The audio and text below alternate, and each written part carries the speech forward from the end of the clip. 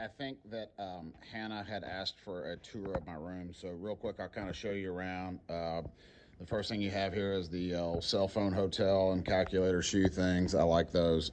I have the drawers where the kids turn in their assignments. My desk, you'll notice that it is elevated on a platform, and that's so I can easily see what they're doing on their computer screens. There's my SSA. If you don't have one, don't buy one. Over here, you have where I was talking about those whiteboards, the headphones, the markers, all that stuff. When they come in, they can grab that stuff. So typical classroom kind of fare with the whiteboards. All the championship trophies for swim are up there. Just that's a humble brag.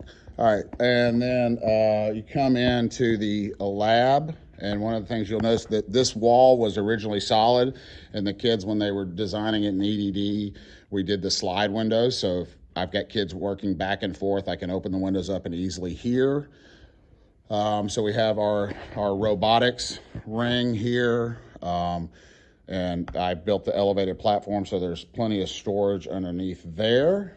We have the workbench over here, and I've got the bandsaw. If you're doing robotics, I love the bandsaw. It's so much safer for the kids cutting the metal pieces rather than a Dremel or something like that. And you can actually see right here, I have my force probe in here, and I kind of modified. I drilled a hole there, and I use this for my screw. For my simple machine testing. Drill press, get you one of these. They're cheap. The little bench grinders are worth having. There's my pulley setup that stays there all the time. Some just tools, some 3D printed holders for different stuff. Vex storage. These, I'm not as happy with this bin as I was the prior thing. Our other robotics teacher bought that and moved some stuff around it. It's okay. I like the ones that are on wheels better. And notice there's no labels on that. I still have to fix that. Metal components there. These cubbies are really nice. They're all 18 by 18, which if you're in robotics, you know that's the max size of the robot. So if it fits, it ships. So to speak, and it also gives the kids a nice place to store projects. Yeah, and we were right in the middle of marble sorter. The marble sorter's getting a little big, so I've got some stuck up there, some hanging out. There's one on top of the eyeglass cleaner station. Some things that I keep built otherwise up there. These tables I really like with the raise and lower. Got a one wood bench there. Storage over here, cabinets. I've got things, DE stuff, wire strippers, solder suckers, banana to 22, alligator to alligator, springs, gloves.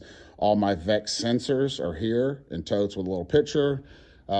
Just more storage down here, power supplies. This is what we call that's the green bucket. So if it gets left out, it goes in the green bucket, and the kids have to clean that.